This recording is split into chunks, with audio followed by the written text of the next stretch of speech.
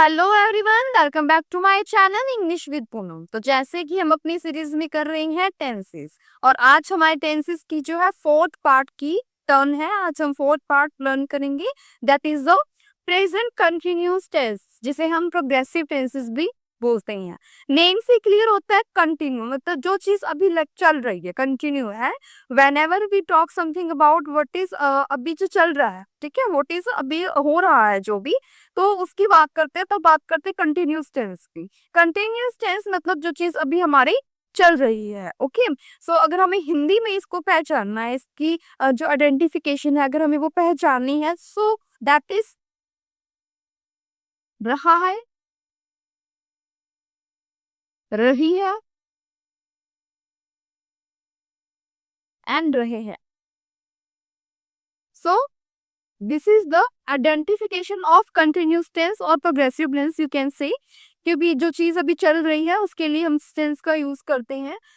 When we identify in the Hindi, जब हमें हिंदी में आइडेंटिफाई करना है कि ये कौन सा टेंस है, जैसे कि हमने पहले किया था प्रेजेंट इंडेफिनिटनेस, वहां जब उस टेंस की जब बात करते थे, something is permanent, something is about permanent. जैसे कि मैं बोलूं कि मैं स्कूल जाती हूँ, मैं रोज स्कूल जाती हूँ, तो वो कुछ परमानेंट है ना। मैं स्कूल रोज जाती हूँ, मैं रोज स्कूल का होमवर्क करती हूँ, तो वो परमानेंट है। But when something is temporary, जैसे मैं नाच रही हूँ, मैं पढ़ा रही हूँ, अब मैं पढ़ाती ही तो नहीं रहूंगी, या मैं नाच रही हूँ तो मैं नाचती थोड़ा ना रहूंगी, है ना।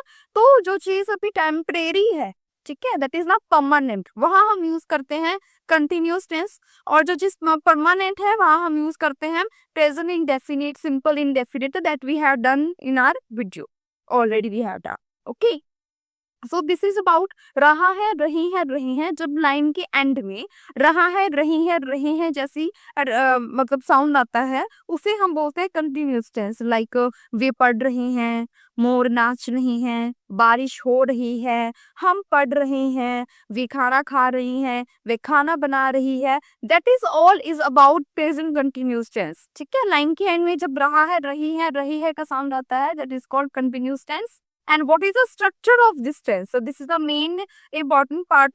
What is the structure? Otherwise, this is a very easiest type. Okay. So subject, auxiliary verb in the is MR,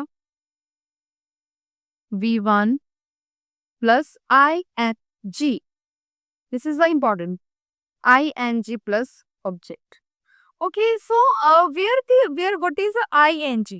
जहाँ आई एन जी है, हमें यहाँ ये देखना है कि अगर आई एन जी है तो हमें कौन सी वर्ब यूज करनी है, वर्ब की कौन सी फॉर्म यूज करनी है, आई एन जी को लगाना कहाँ है। बस इतना ही आपने इसमें ध्यान रखना है। उसके बाद आपका जो सेंटेंस है, it will B alright, it will be done, वो अपने आप हो जाएगा। Okay, so for example,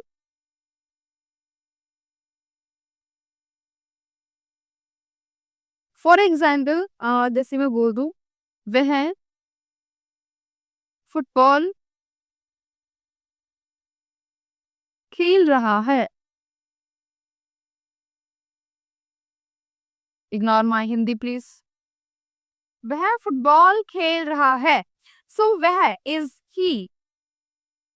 now what I have to apply here is am are. तीनों लगा दी, no that will be wrong. Am लगा दी, हार लगाए या इज लगाए, ठीक है। So how it will be no, कैसे पता चलेगा हमें इसे। सो यहाँ पर इसकी एक जो है कंडीशन, शी, ही, इट और एनी नेम, मतलब कि सिंगुलर, जहां पर भी सिंगुलर आएगा सब्जेक्ट हमारा, there we will use is. Singular के साथ हमें इज का यूज करना है। और अगर कुछ भी प्लूरल आ जाता है, जैसे कि कुछ भी एक से ज्यादा चलो की जब बात होती है, दे, वी, यू, और कुछ भी, मतलब वन मोर देन, ठीक है, एक से जो भी, एक से ज्यादा की जो बात होगी, सो वहां हमने आर का यूज करना है। और जहां हमारा सिंगुलर होगा, there we will use is and ams. तो ऑलरेडी भी नो कि एम तो है जो जस्ट वो आई के साथ ही एडजस्ट होता है, एम कहीं और कहते हैं मैं एडजस्ट नहीं होऊंगा, एम होता नहीं है, एम जस्ट आई के साथ एडजस्ट होता है। ओके, सो दिस इज वह इज ही। खेल रहा है, इट इज लड़का, तो लड़की के लिए हमने ही यूज किया। He is a singular person, so what we will write here, he is.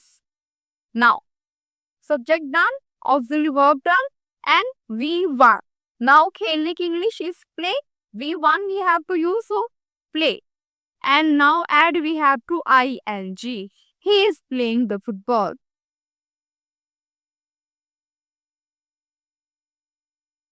Okay? So he is playing the football. So यहाँ पे हमने क्या ध्यान रखना है कि जो हमारी V1 है, ठीक है, V1 के साथ हमने अपना ing यूज करना है. ओके, अगर इसी की जगह मैं आपको बोलूं another example, this is the affirmative sentences, simple sentences. If I write here, way football खेल रहे हैं.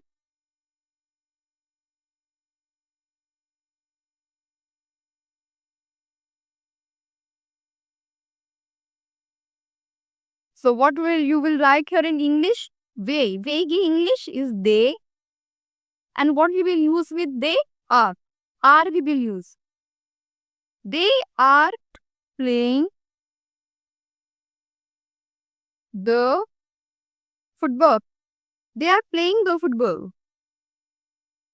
Now we had now they के साथ हमें आर का यूज करना है क्योंकि दे जो है वो प्लूरल है, वो एक से ज्यादा है, सिंगुलर नहीं है. So there we will use are. Just हमें इतना ही ध्यान रखना है कि पेज है मार्क कहाँ यूज करना. अदरवाइज V1 और ing तो हमने सब में लगाना. जैसे हमने इसमें भी प्लेइंग लगाया, उसमें भी प्लेइंग लगाया. तो अगर मैं यहाँ लिख दूंगी मैं फुटबॉल खेल रहा हूँ तो मैं इस आई के साथ भी add. But here also I write playing because V1 जो है वो चीज नहीं होता.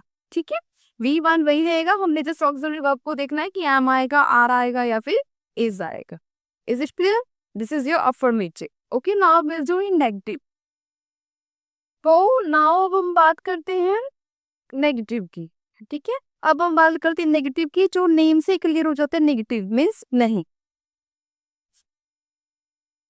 नेगेटिव की अगर हम बात करें सो वो सेम एग्जाम्पल अगर हम लें कि वह फुटबॉल नहीं खेल रहा है. वह फुटबॉल नहीं खेल रहा है. ठीक है, तो स्ट्रक्चर क्या है? हम उसी स्ट्रक्चर को फॉलो करेंगे, कुछ भी नया नहीं है. हम उसी स्ट्रक्चर को फॉलो करेंगे.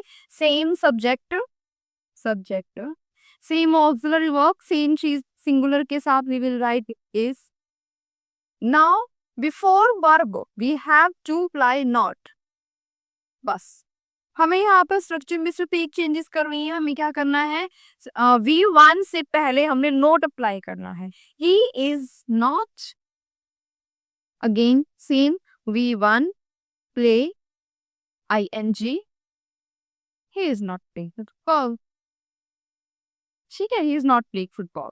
सो सेम चीज है हमारा स्ट्रक्चर में सिर्फ इतना आया है, हमने जस्ट नोट को ऐड किया है. Otherwise everything will be same. He के साथ इज लगेगा. अगर यहाँ पर दे होता तो यहाँ पर आ जाता they are not playing football. अगर यहाँ पर आई होता तो आई के साथ तो I am not playing football. So same हमारा स्ट्रक्चर है, बस हमने जस्ट उसमें नोट को ऐड किया है. And the sentences are same. It is not raining. It is she is not making the food. She is not eating food. They are not playing. They are not dancing. So not. Just third number पे हमने not लगाया है. Otherwise everything is same like affirmative sentence. Okay. Now we'll do interrogative sentences.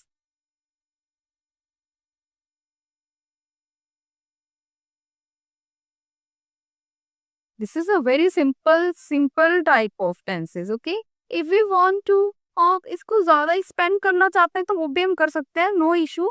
But I just want in the simple language, simple line, ताकि आप उसको easy carry कर सको. जब ये समझ में आ जाएगा तब हम और यहीं पर और भी डेप्थ में जा जाके हम उसकी वीडियोस बनाएंगे.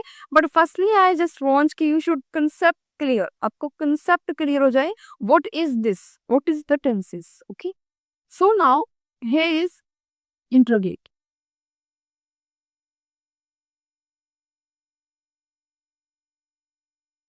ठीक है, इंट्रोडक्टिव. तो इसके जो नेम से क्लियर होता है question mark will be here. जहां पर पूछा जाएगा, क्वेश्चन पूछा जाएगा। ओके, सेम होगा, सेंटेंस के पीछे रहा रही आएगा, लेकिन जस्ट आगे क्वेश्चन आ जाएगा। जैसे क्या वह फुटबॉल खेल रही है, सॉरी, क्या वह फुटबॉल खेल रहा है।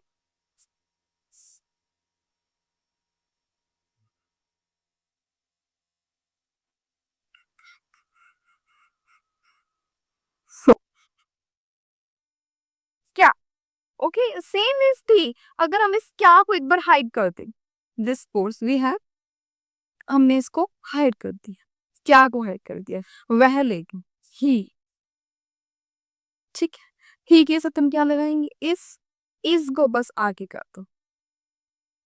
जस्ट हमारा जो ऑक्सिलरी वर्ब था सेकंड नंबर पे जो हमने लगा रहा था, it will be come on first बस, otherwise anything is same.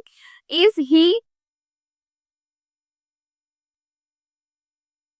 He playing football, क्या वो फुटबॉल खेल रहा है, जस्ट सेम। अगर यहाँ पे मैं बोल दूं क्या वे फुटबॉल खेल रही हैं, so what you will write here, are they playing football, are they playing football, क्या मैं फुटबॉल खेल रहा हूँ, am I playing football. Just हमने ऑक्सिलरी वर्ब को क्या है, बाहर निकालना है। ये तक होता है जब हमारा आंसर जस्ट यस और नो में होता है। Is he playing football, yes he is playing football. Are they playing football, yes they are playing football. Am I playing football, yes you are playing football. तो just क्या है, हमें यहाँ पे क्या देखना है कि जस्ट जो यस और नो में जो आंसर्स आते हैं, हाँ हमें जस्ट ये लगाना है। इसके अलावा जब हमने पूछना है कुछ ऐसा जिसका वन वर्ड आंसर नहीं हो सकता है, ठीक है, जैसे वह फुटबॉल क्यों खेल रहा है, क्यों, क्यों आ गया, so there we will use WH family, WH family we have used there. Okay, अगर मैं यहाँ लिख दूं वह फुटबॉल क्यों खेल रहा है, तो क्यों के लिए मैं क्या यूज करूंगी, Y, why he is playing football, कि वो फुटबॉल क्यों खेल रहा है। जस्ट हमारा WH फैमिली, बाकी सब सेम, बाकी सब सेम, जस्ट WH फैमिली भी आगे यूज। वह फुटबॉल कहाँ खेल रहा है, वे इज प्लेइंग फुटबॉल, ठीक है। तो हमने जस्ट इंटरोगेटिव में क्या ध्यान रखना है कि जो हमारी सिंपल यस और नो वाले वर्ड्स हैं उसमें हमारी ऑक्सिलरी वर्ब बाहर आ जाएगी, और जो सिंपल वन वर्ड नहीं है there we will use WH family. कि जब हमने स्पोकन करनी होती है तो हमारे पास इतना वक्त नहीं होता है कि हम पहले उसको सोचें, उसको बनाए, हम देखें रहा रही है, फिर हम क्या लगाएं। तो ये क्या होते हैं, ये जो कंसेप्ट है ना, ये आपको क्लैरिटी देंगे अपने माइंड में कि आपको मतलब कि झट से आप इंग्लिश बोल सको, हमें आपको सोचना ना पड़े, माइंड में पहले बनाना पड़े, subject verb is am are, you have to just practice, practice makes a man perfect, you know very well, है ना। सो आपको अपनी प्रैक्टिस को इतना कुछ ज्यादा शार्प कर लेना है, इतना कुछ ज्यादा करना है कि जो ये टाइप्स हैं ये आपको ऐसे टिप्स पर लर्न होंगी। जब ये लर्न होगी then you will able to speak in English fluently. Okay, there is nothing, nothing can't be done, कि मेरे से तो नहीं होगा, नथिंग मेजर, ठीक है, कुछ भी ऐसा नहीं है, you can do, but you have to just learn the ये rules. Okay, you have to learn just this, and these are very easy, believe me. अगर हम आगे पास्ट की बात करें तो कुछ नहीं है, जस्ट उसमें उजरी वर्ब चेंज हो जाएगा, और फ्यूचर की बात करें फिर उसमें भी कुछ नहीं है, उजरी वर्ब चेंज हो जाएगा। तो पूरे टेंसेस में नहीं है कुछ भी, जस्ट सब्जेक्ट सेम है, ऑब्जेक्ट सेम है, जस्ट बीच का जो मैटर है that just we have to learn. और वो हम बड़ी बेसिक क्लासेस से भी करते आ रहे हैं, बस उस पर कभी ध्यान नहीं जाता है। So now you have to pay attention if you want to speak in English fluently. So you have to learn these rules, these concepts. So you have to learn. Okay. So this is now done. तो I hope कि आपको present continuous tense का जो है वो सब कुछ समझ में आ चुका है। जब हमारे सेंटेंस को हम टेम्परेरी करते हैं, जो हम टेम्परेरी कोई काम कर रहे हैं, मैं खाना बना रही हूँ, टेम्परेरी बना रही हूँ, मतलब ऐसे नहीं वो खाना ही बनाती रह जाऊंगी, या फिर जो मतलब कुछ भी ऐसा काम है जो हम कुछ वक्त के लिए कर रहे हैं या जो अभी इस मोमेंट पे हो रहा है, ठीक है, वहां हम कंटिन्यूस को यूज करते हैं, जिसके जो हिंदी में आइडेंटिफिकेशन है वो है रहा, रही, रहे हैं, ठीक है। तो इसके लिए हमने से याद रखना है कि हमने इज, एम, आर, ये हमने कहाँ अप्लाई करना है, is with singular, are with plural, and जो एम है वो जस्ट आई के साथ एडजस्ट होता है और कहीं पर एडजस्टिंग होता है, ठीक है। सो जस्ट ये आपको अपने माइंड में रखना है। आई होप आपको समझ में आ गया है। वीडियो को शेयर कीजिए, लाइक कीजिए, चैनल को सब्सक्राइब कीजिए, ताकि अब मैं और भी वीडियोस के लिए मोटिवेट हो। Okay, thank you.